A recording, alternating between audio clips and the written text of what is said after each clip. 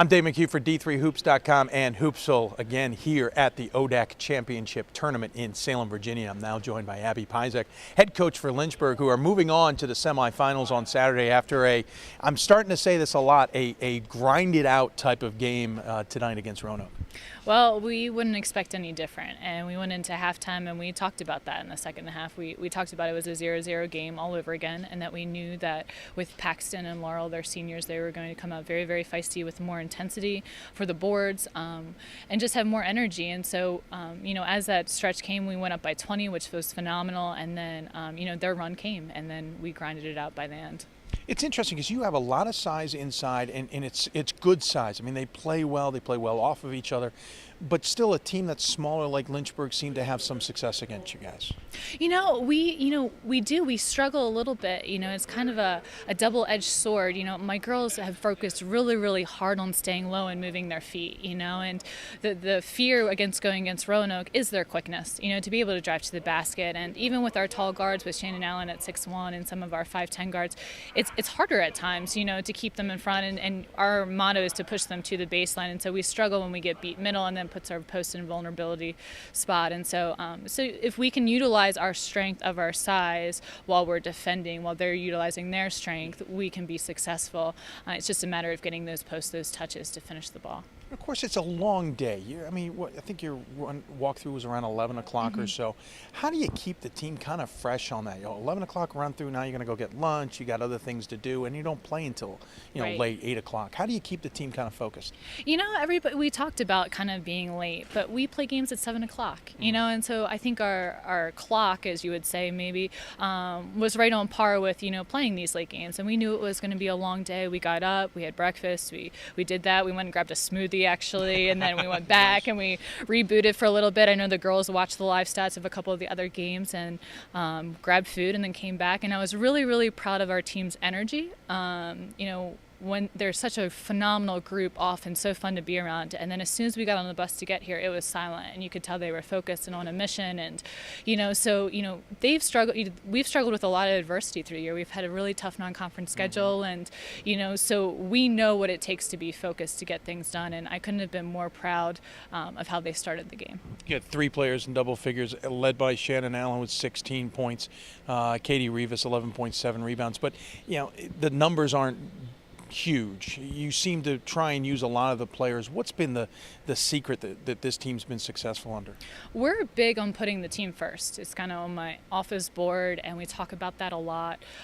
Everybody is important in our system, and we're very proud that we lead the league in assists, and we share the ball really, really well, and we're confident in each other, and we build that trust. And we're very firm that when we win a championship, it's going to take all pieces. And we talked a little bit about that at the end of the game. I had jumped a few players in some timeouts, and some other ones had stepped up, and we joked, and we're like, we all know we love each other, but it's a matter of getting it done and who's going to step up to make that play or to take it, get that done. And so we all just really, really put the team first, and I couldn't be more proud. And that's not easy to do with, competitors who want to be on the floor at all times, So to have that mentality takes a lot of character and a lot of maturity. You're a former player for this squad. You certainly know a lot about Lynchburg. You went off, got your coaching feet underneath you, as it were, and came back. Obviously, the attraction to come back and coach your alma mater is obvious. But what was the drive into coaching, and what was the drive when you saw that the Hornets' job was open? I actually majored in athletics training, and so I was around a lot of athletes, and I thought, I torn my ACL at one point. I thought I wanted to help, and I actually took the experience of AT and worked with a lot of coaches and realized that coaching was kind of my passion. I'd always wanted to teach before I went into AT, and then I had really, really lucky experiences in my coaching career to learn from some really phenomenal coaches to put together a philosophy. And then when this job opened, Lynchburg has given so much to me, and I just saw it needing something that would really, really create a lot of excitement on the women's basketball side.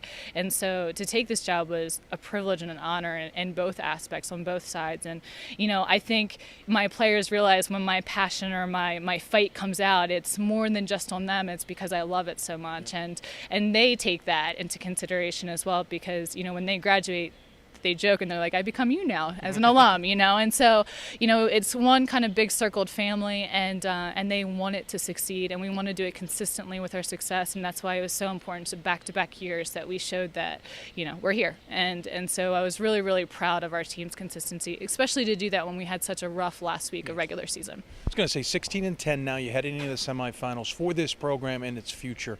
What do you hope the next step is? Is it getting to a championship game this year, or is it at least improving the overall record and taking it to the ODAC next year as well? Oh, we want to get to that championship game. I think every year we want to get a little bit better, and we got a taste of it last year in losing a tough overtime game to EMU, and our fight and our energy in that game was amazing. It was very, very inspiring. I really didn't have to do too much coaching because their effort was there, and I just had to put pieces in the right spot, and the rest was kind of history. So, but it was a great game, and EMU won that game, and we were able to walk away saying we've put our best foot forward, and so we now have another opportunity to do that. And so for our seniors who've put so much into our program in these 4 years, we want to win it, and then we want to get to that championship game and see what happens. So obviously we want to be in the moment, and that's our next step, and so we'll prepare very hard tomorrow to take on the Macon. Yeah, you're taking on Randolph-Macon. I was going to say, you're in the semifinals against Randolph-Macon on Saturday. That's certainly going to be a nip-and-tuck game. A team that struggles on defense. And granted, we're talking about this right after your last game. It's not like you've scouted them that much, but you know them. Can you take advantage of that defense? Do you think you have the advantage there, and can you then shut them down? This is a high-scoring offense on their end. Right. My team is very, very focused when it comes to Macon, because they take a lot of pride in their defense. And earlier this year, they were ranked in the top 25, and we were able to take them, win by 2 at our place to do that. And that gave us a lot of confidence going into our regular season ODAC play for the rest of the ride. And so we've split. And so, we really want another chance at Macon, and we believe that our defense can stop them. We know we're going to have to put the ball in the basket as well, and so we're going to have to utilize our free throws and our layups and to push the ball in transition and to take care of all of those opportunities. But if we can get more stops, we know we can take away that win. Will you take advantage of the fact that you guys are somewhat close to home to head back, or are you going to stay in this area and keep the team focused?